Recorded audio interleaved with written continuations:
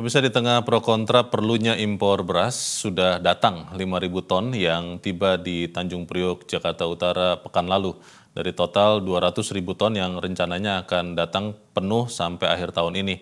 Dan dijanjikan bahwa impor ini tidak akan dilakukan pada saat panen raya.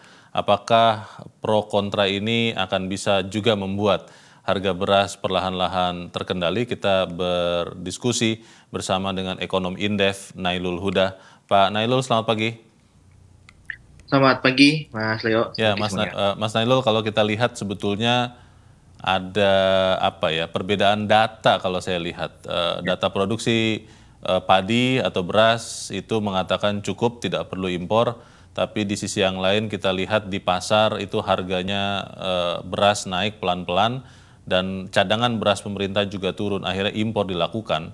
Apakah benar impor ini akan bisa menekan kenaikan harga beras, mengamankan cadangan beras pemerintah, atau seperti apa menurut Anda? Ya, Mas Leo. Tentu kita harus melihat dari dua sisi ya. Memang cadangan beras pemerintah ini kalau bisa kita lihat bahwa ya ini diperlukan untuk menjaga stabilisasi harga gitu kan, agar tidak terlampau tinggi di gitu. Karena kalau kita lihat memang untuk beras kualitas medium 2 itu mengalami kenaikan dari awal tahun gitu.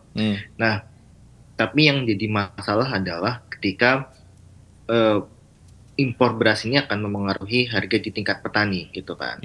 Nah, ini pasti akan mempengaruhi bahwa di harga di tingkat petani ataupun produsen itu akan mengalami penurunan. Nah, ini yang pangkalnya adalah apa? Tadi yang disebutkan Mas Leo adalah data gitu.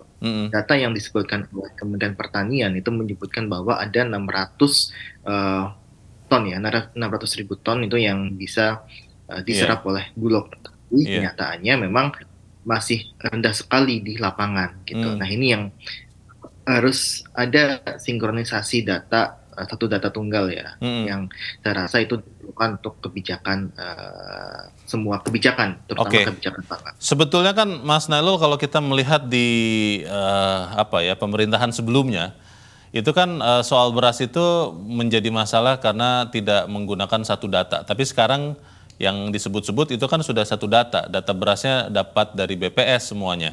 Nah, kalau kita lihat impor sekarang sudah dilakukan, sudah berjalan 500.000 juga ton disetujui, itu akan bisa benar-benar dijaga tidak bahwa tidak akan menekan harga beras terutama pada saat panen raya tahun depan. Karena kan ini 200.000 katanya sampai akhir tahun, benar apa tidak 200.000 sampai akhir tahun? Lalu nanti 300.000-nya kalau ternyata datangnya 300.000 ton itu pada saat panen raya, ini kan bisa menekan juga harga jual petani. Bagaimana nih Mas Nailul?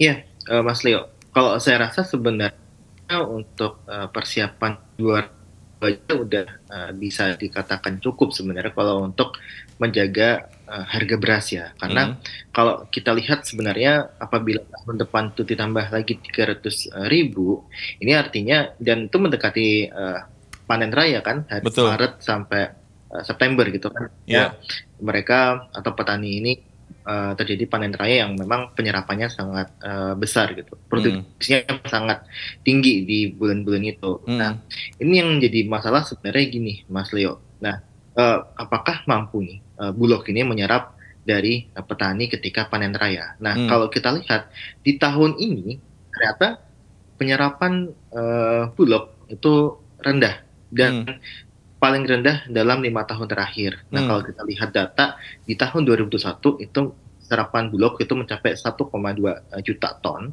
tapi di tahun ini itu hanya 900.000 ton. Nah, ini artinya ada penurunan kinerja penyerapan gitu. Nah, ini yang kita khawatirkan bahwa ketika sudah ada stok beras sampai 300.000 dan ketika panen raya itu Bulog nggak mampu menyerap, nggak ada dana lagi untuk menyerap dari petani gitu. Nah, ini yang menjadikan harga di tingkat petani akan anjlok gitu. Nah, ini yang sebenarnya kita Mas Nailul, itu sebetulnya tidak bisa tidak bisa menyerap beras petani itu yang dilakukan Bulog, itu memang karena uangnya kurang atau memang strategi atau manajemen penyerapannya tidak bagus, atau apa ya? Karena kalau saya berpikir ketika panen raya itulah saatnya Bulog menyerap harga beras petani supaya harga tidak jatuh, lalu menyetok juga.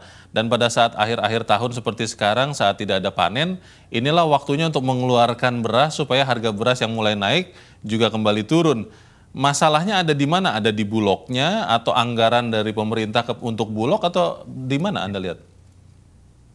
Ya, Mas Lo. Jadi kalau Bulog itu kan dia mengacu kepada harga acuan beras ya. Oke. Harga acuan beras itu ditentukan biasanya BPS tuh dia menentukan ini berapa nih acuan harga acuan berasnya, kemudian Mm-mm.